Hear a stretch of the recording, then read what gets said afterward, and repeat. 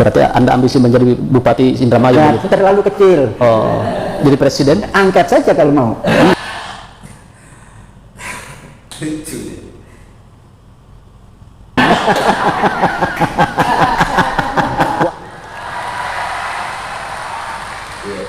Yuk, assalamualaikum warahmatullahi wabarakatuh. Jumpa lagi bersama saya YSC Official, dunia sementara akhirat selama-lamanya.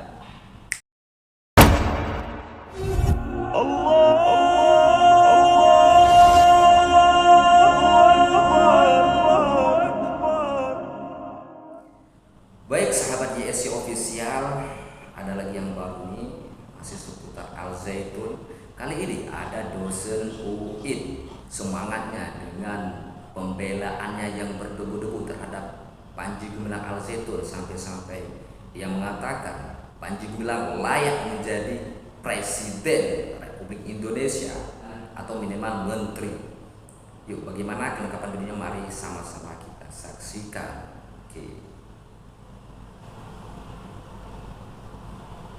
Jadi tuduhan sesat oleh pikiran manusia ini tuduhan yang tidak berdasar. Tuduhan sesat oleh pikiran manusia adalah tuduhan yang tidak mendasar, sebut beliau ini ya. Sama saja dengan orang-orang dahulu. Maaf kalau tuduhan sesat hanya berdasar pada pikiran. Maaf kalau tuduhan sesat hanya berdasarkan pikiran, dia membawa cerita ini ke zaman dahulu ya. Karena Nabi Nuh, Nabi Ibrahim juga dituduh sesat, betul? Nabi Nuh, Nabi Ibrahim juga dituduh sesat. Nabi Musa selain dituduh sesat juga ahli sihir, betul? Rasulullah Shallallahu Alaihi Wasallam yang dideklar oleh Allah sebagai innaka la'ala khuluqin azim, berakhlak mulia, oleh masyarakat Quraisy pada waktu itu dituduh gila. Jadi intinya beliau ini mengatakan bahwasanya tuduhan sesat itu kalau berdasarkan dengan pikiran itu disamakan dengan kejadian-kejadian tentang cerita Nabi dan Rasul zaman dahulu. Artinya, apakah tuduhan sekarang ini itu sama dengan orang-orang terdahulu, Pak Kiai, Pak dosen?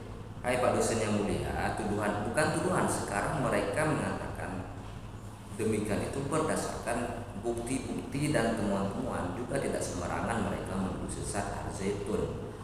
Mereka menuduh itu sesuai dengan apa yang ditemukan bukti-bukti di lapangan, lalu menganalisisnya, lalu mereka mencocokkan dengan pendapat para ulama, mencocokkan dengan Al-Quran dan Hadis. Ketika itu tidak sejalan, tidak sesuai, maka itulah kesesatan namanya. Jangan disamakan dengan orang-orang dahulu. Orang-orang dahulu ya jelas mereka yang menuduh para nabi, yang menuduh Muhammad, itu mereka memang orang-orang yang tidak memiliki ilmu pengetahuan, orang-orang yang memang mereka orang yang sedang di dalam kesesatan.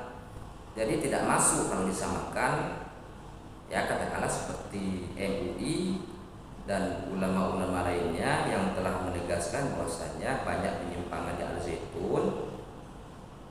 Itu tidak bisa disamakan dengan orang-orang terdahulu. Mereka ini melihatnya ini berdasarkan fakta dan bukti riset tentang dalil-dalil yang ada di dalam Islam, karena di dalam Islam itu jelas ada pandangan dan ukurannya ketika menghukumi sesuatu itu sesat. Itu ada, bukan semena-mena, bukan semata-mata karena iri dengki lalu ditetapkan sebagai sesuatu yang sesat. Tidak seperti itu Pak dosen. Orang-orang yang menganggap sesat Al Zaitun ini bukan tidak berdasar, bukan hanya dengan jalan pikiran, tapi cukup dengan alat bukti. Karena apa? Tidak mudah kita mengatakan orang sesat, karena kalau itu tidak benar maka itu akan kembali kepada kita. Dituduh membuat syair, dituduh ahli sihir, bahkan dituduh sesat. Itulah kalau tuduhan-tuduhan didasarkan kepada pikiran manusia. Jadi dulu nabi-nabi dituduh sebagai ahli sihir dan berbagai macam kesesatannya yang dilimpahkan yang dituduh oleh orang-orang terdahulu terhadap para nabi dan rasul. Jadi beliau ini menyamakan seolah-olah orang yang menuduh sesat Panji Gumilang Al Zaitun itu seolah-olah seperti orang-orang terdahulu, padahal tidak. Kata jelas mereka ini membuat satu, bukan tuduhan, menetapkan satu ketetapan sesat atau tidaknya berdasarkan temuan-temuan apa yang didapatkan tentang ajaran-ajaran yang ada di Al-Zaitun, yang lalu kemudian mereka membuka tafsir-tafsir, mempelajari kaidah-kaidah dari mana mereka dapat ilmu seperti itu. Nah, kalau tidak sejalan dari pendapat-pendapat ulama tidak ada, maka harus dikeluarkan fatwa. Kalau memang itu sesat harus dibilang sesat. Itulah, kalau tidak seperti itu maka hancur. Semua orang nanti akan suka-sukanya membuat hukum dalam agama ini. Banyak bukti di Al-Zaitun ini Panji bilang yang membuat cara beribadah itu bahkan menentang sebagaimana yang telah diajarkan oleh Rasulullah SAW. Bahkan kerap sekali Panji bilang ini mengambil ayat Al-Quran, dalil Al-Quran ini ditafsirkan sendiri, tidak berdasarkan petunjuk ajar ulama-ulama yang dari masa ke masa sampai sekarang, ulama-ulama salaf dan sampai ulama sekarang. Nah, ketika itu diamalkan tidak sesuai dengan pemahaman para ahli-ahli Al-Quran misalnya, hadis misalnya, maka itu akan menjadi sebuah kesesatan. Karena mereka ini pakar-pakar hukum ahli ini juga bersanad dari gurunya sampai ke Rasulullah, Rasulullah di bawahnya ada sahabat, tabi'in. Maka barang siapa yang menyeleweng dari hal tersebut, itu baru dihukumi sesat. Untuk apa seperti itu? Karena memang seperti itu, untuk menjaga kemurnian agama ini. Kalau tidak, semua orang bisa membuat agama masing-masing. Kalau tidak, semua orang bisa menerapkan tata aturan ibadah sesuka hatinya. Seperti contoh kita bilang Panji bilang, sudah jelas dalam aturan salat berjamaah itu lurus dan merapatkan saf. Oh, justru dia menjarangkan saf, mengutip ayat daripada Al-Quran, padahal ayat yang dikutipnya itu penafsirannya itu berdasarkan penafsiran otak dia sendiri, tidak merujuk kepada tafsir para ulama yang ahlinya yang dari masa ke masa sudah diamalkan. Inilah bahayanya kalau tidak ditegaskan mana sesat mana tidak. Semua orang akan membuat agama, semua orang akan membuat aturan-aturan sesukanya di dalam agama itu sendiri. Begitu Pak dosen. Ini gimana dulu nih? Tapi dosen. Karena itu kita tidak usah takut, tidak usah khawatir hanya gara-gara dituduh sesat oleh manusia. Oleh sebab itu kita tidak usah takut, tidak usah khawatir karena dituduh sesat oleh manusia. Jadi siapa juga yang dituduh sesat, masa kambing kan nggak mungkin. Kambing aja tersesat, dia nggak punya pikiran.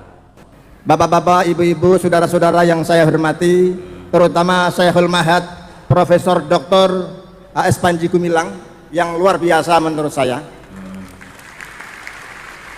Profesor Dr. Syekh Panji Gumilang adalah orang yang sangat luar biasa menurut dosen ini ya. Menurut saya layak jadi presiden. Berarti Anda ambisi menjadi Bupati Indramayu? Nah, itu terlalu kecil. Oh, jadi presiden? Angkat saja kalau mau. Lucu deh.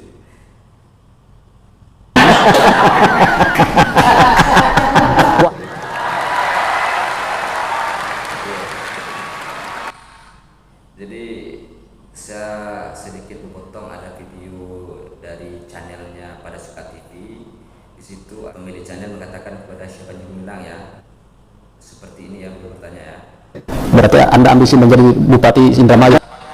Berarti Anda ambisi untuk menjadi Bupati Indramayu? Jadi Panji Gumilang menjawab, Itu terlalu kecil. Oh, jadi presiden? Angkat saja kalau mau. kalau jadi presiden angkat saja kalau mau. Wah,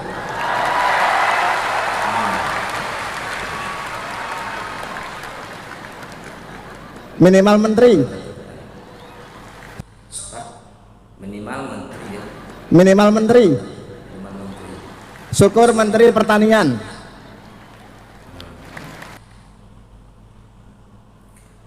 Oke, sahabat, ya seperti itu tadi. Kesimpulannya adalah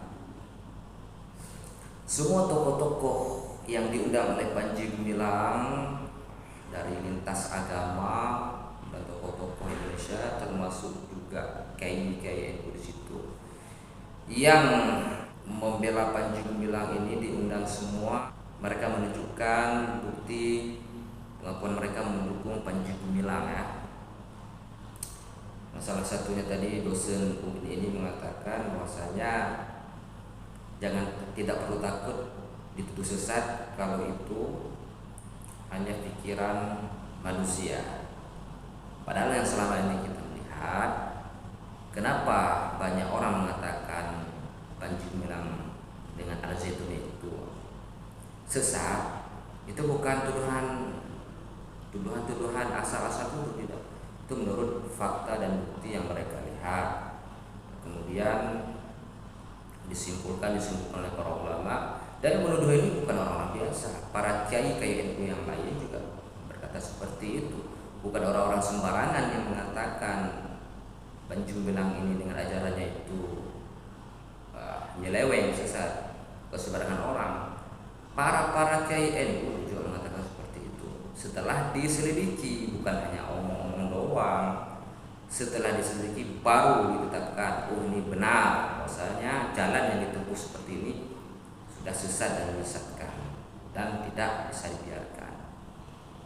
Kita berharap Syekh Panji ini bisa kembali kepada pemahaman Ahlussunnah wal Jamaah sebagaimana yang dianut oleh ulama-ulama kita yang lurus untuk membangun negeri ini. Itu adalah harapan kita. Kita bukan iri, bukan dengki ya. Karena Pak Panji Gumilang ini orangnya hebat di bidang menggerakkan pembangunan negeri ini, hebat. Tapi sangat disayangkan bagian agama beliau ini sudah, ya menurut saya itu sudah ngaco, sudah mengedepankan hawa nafsunya, akalnya dalam menafsirkan sesuatu seperti yang sudah kita lihat.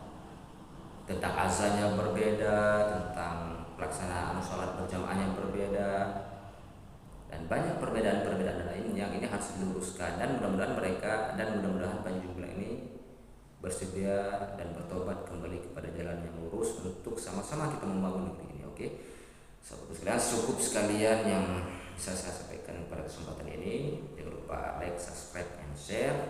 Oke, dunia sementara, akhirat selama-lamanya. Assalamualaikum warahmatullahi wabarakatuh.